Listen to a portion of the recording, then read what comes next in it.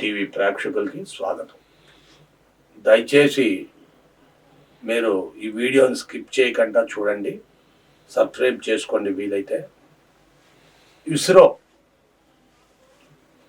అంటే తెలియని వారు ఎవరు ఉండరు. ఇప్పటికీ అనేక రకమైన ఉపగ్రహాలని విడుదల చేసింది. కొన్ని కోట్ల రూపాయలు ఖర్చు పెట్టి భారతదేశంలో శ్రీహరికోటలో ఉన్నది. ఇది ఆంధ్రప్రదేశ్ అత్యున్నతమైన అత్యంత విలువైన ఉపగ్రహాన్ని ఈవేళ ఇస్రో రిలీజ్ చేసింది.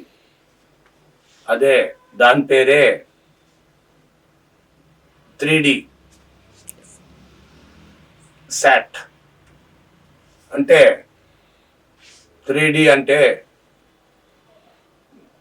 ఒకే వస్తువుని 4 పక్కల, మీకు తెలిసి విషయాన్ని 4 పక్కల ఎటు తిప్పినా కనబడుతూ ఉంటుంది. దాన్నే 3D అంటారు. మీదకు వచ్చేసినట్టు కనబడుద్ది. మామూలుగా కళ్ళజోడు పెట్టుకొని 3D సినిమాలు చూస్తాం. అలాగే ఈ ఇస్రో 3D అని పేరు పెట్టింది. దీనివల్ల లాభాలు ఏంటయ్యా? మొన్న చంద్రయానం పెట్టారు, ఇంకోటి అంతకుముందు ఇంకేదో పెట్టారు, ఇప్పుడు ఏదో ఇదేముందులే కాదు. ఇది చాలా ముఖ్యమైనది. సుమారుగా 2000 కేజీలు బరువు ఉన్నది. సుమారు 2 కేజీలు బరువు ఉన్న ఉపగ్రహాన్ని ఇస్రో వదిలింది ఈ రోజున. ఇది ఒకటి కాదు, 2 కాదు. ఎన్ని ప్రయోజనాలంటే, ఎక్కడైనా అడవి తగలబడితే ఇమీడియట్లీగా వచ్చేస్తుంది. ఎవరన్నా ఏ పాకిస్తానోడో, ఏ అమెరికా వాడో, ఏ చైనా వాడో బాంబు వేసాడు, లాంచ్ చేస్తున్నాడు, ఇమ్మీడియట్లీగా ఇన్ఫర్మేషన్ ఇస్తుంది. ఎక్కడన్నా ప్రాంతంలో తుఫాన్ వస్తుందా, ఇమ్మీడియట్లీగా ఇన్ఫర్మేషన్ ఇస్తుంది. ఏ ప్రాంతమైనా భూకంపం వస్తుందా, ఇమ్మీడియట్లీ ఇన్ఫర్మేషన్ వస్తుంది. ఫోటోలతో సహా, ఆ ప్రాంతంలో ఫోటోలు కూడా సహా. ఇంత విలువైన సమాచారాన్ని ఇస్తుంది. అందుకని దేశం నలుమూల, ఇది ఒక్క భారతదేశం కాదు, దేశం నలుమూలకి సంబంధించిన ఇన్ఫర్మేషన్ అప్డేట్గా ఇస్తూ ఉంటుంది. అందుకనే దీన్ని 3D అన్నారు. సుమారు 10 ఏళ్ల వరకు దీనికి మరణం లేదు. ఇది 10 ఏళ్ల వరకు కూడా విశ్రామంగా పనిచేస్తుంది. అంటే రెస్ట్లెస్. మనిషి సహజంగా 24 గంటల్లో 12 గంటలు కష్టపడి 12 గంటలు పడుకుంటాడు. కానీ ఇది అలా పండుకోదు, ఎప్పుడు చేస్తూనే ఉంటుంది, నిరంతరం పని చేస్తూనే ఉంటుంది.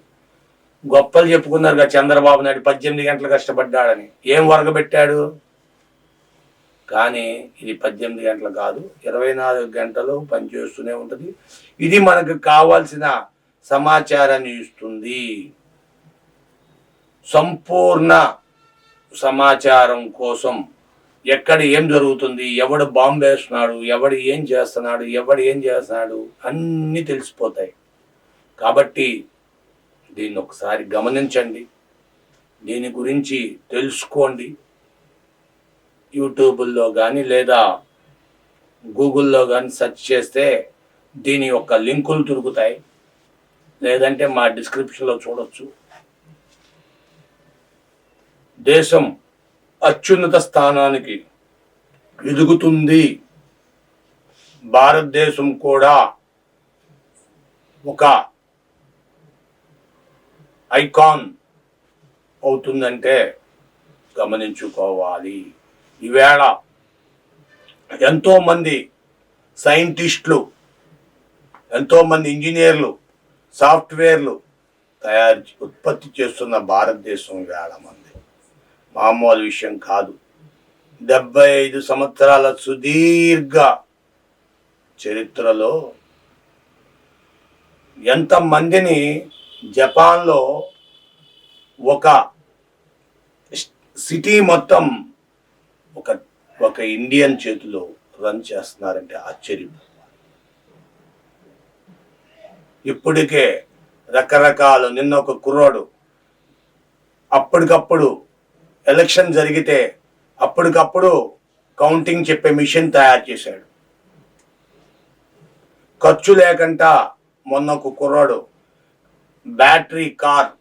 బ్యాటరీ సైకిల్స్, మన నడుస్తున్న బైకులకి బ్యాటరీ పెట్టేసి బ్యాటరీ బైక్స్ తయారు చేస్తున్నారు. ఒక్కొక్క కంపెనీ 1,50,000 2 లక్షల రూపాయల కంపెనీ పేరు చెప్తుంటే మనోళ్ళు కేవలం 30,000 35,000 పెట్టి బైక్ని తయారు చేసేస్తున్నారు. ఇంతటి మేధా సంపన్నత పెంచుకుంటున్న భారతదేశాన్ని మనం గర్వించాలా, పొగుడుకోవాలా అనేది మనమే గమనించుకోవాలి. దయచేసి ప్రతి ఒక్కరు కూడా మా ఛానల్ని సబ్స్క్రైబ్ చేయండి, లైక్ చేయండి, షేర్ చేయండి. Thank you for watching our channel. Thank you.